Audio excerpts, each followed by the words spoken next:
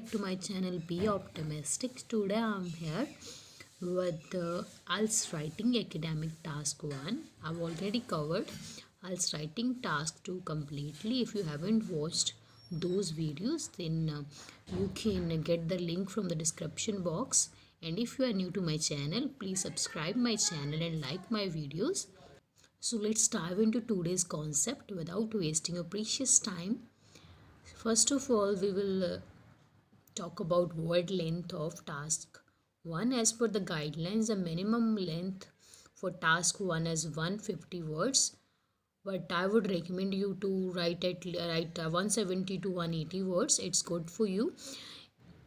And secondly, the given time is 20 minutes, because we have actually we got total 60 minutes, and we have to divide into 20 40, and 20 minutes are in total, so you have to manage 5 minutes for analyzing the task properly, as well as planning that how to make the comparisons. So you have only 15 minutes for the writing of task 1, so make sure to do it within the given time limit. And now we will talk about types of the question in IELTS writing task 1. First of all, first one is line graph, second pie graph, third bar graph, fourth table, fifth map, sixth process, which can be natural, such as a lifespan of animal, like a lifespan of a fish or frog or it can be artificial process. We can say man-made, such as manufacturing or nourishing of something. And you can also get IELTS task 1 in form of flow chart. And eighth one is multiple charts, means sometime you get the multiple types of chart together in IELTS task 1, as there can be combination of bar, pie, or there can be 3 different charts, bar, pie, line. So they can be multiple charts. And now we will discuss about structure of task 1, that what should be there in the task 1. And as per the task 2, in the task 1 there's also 4 paragraph, but in case of map or in case of map process or diagram, you can skip the paragraph 2, that is overview. It's optional over there. If you are not able to cover the word length, then you should include it, otherwise you can skip it. So in the first paragraph, you have to paraphrase a given statement that is given to you in form of question. In second paragraph, we have to include overview, which means overall of the task 1. And make sure that in task 1 there is no any conclusion, and try to include your overall in the second body paragraph instead of writing it at the end of the task 1, because writing overall in the second BP seems more effective, so try to write it over there. But it is not wrong to write overview at end as well. Choice is yours, but I would recommend you to write overall in the second body paragraph. And in the third as well as fourth body paragraph, you have to make the comparison on basis of the given data. Task 1 is quite easy as compared to task 2, because you don't have to search for the new ideas. You just have to make the comparison, but your comparison should be effective as well as varied. Along with the structure and types, we will also discuss about connectors of the task 1, which should be used or which shouldn't be used. First of all, we will talk about the connector that should be avoided in the task 1. Firstly, to begin with, as all the connectors that I have told you yesterday, that to begin with, to commence with, to start with, to initiate with, these can't be used in the task 1. And secondly, you shouldn't use connector moreover, furthermore, and apart from these connectors are only used in IELTS writing task 2. So don't use these connectors in task 1. And nextly, we will discuss about suitable connectors for starting of the first body paragraph.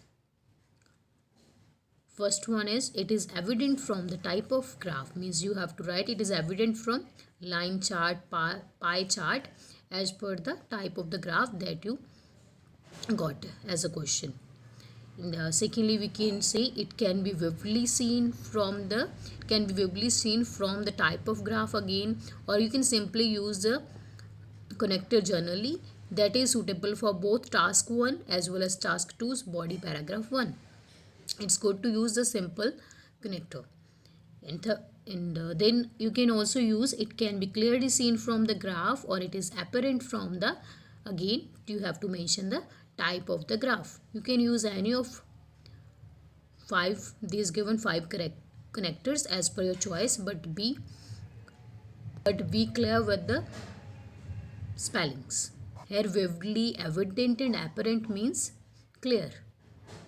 Or you can also write that it is lucid from the type of graph. That also means the same, clear. Let's talk about the suitable connectors for the starting of second body paragraph. That can be proving further or proving ahead or moving further or moving towards. If you are using this keyword, that is this connector, that is moving towards, then you also have to mention the type of graph, but you can use this connector only when you have multiple charts as a question, and in the second body paragraph you are describing about the another type of chart.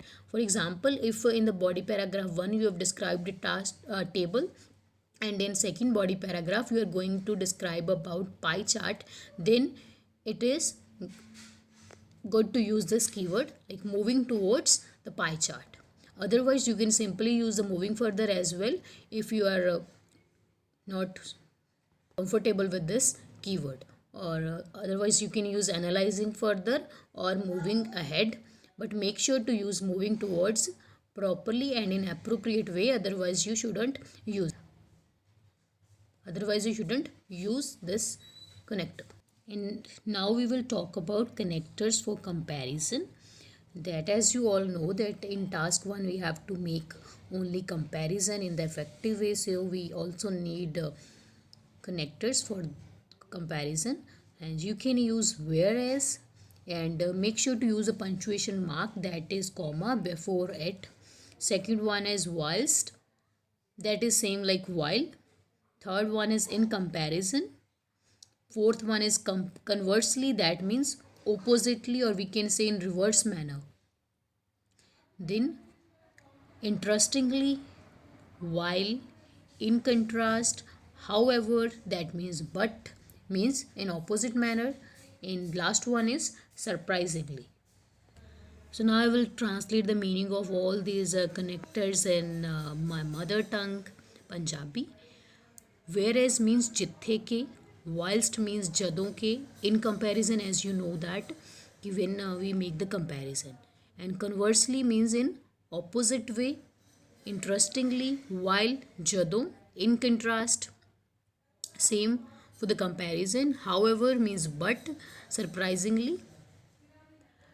You have to use interestingly and surprisingly only when something different happened in your chart as per the previous data. For example, if you are writing a line graph and the trend and different trends for the given for the export of clothing by the different countries, and assume that exportation of clothes by Canada is less in all the given year, but suddenly in year 2016 it reached at a peak point.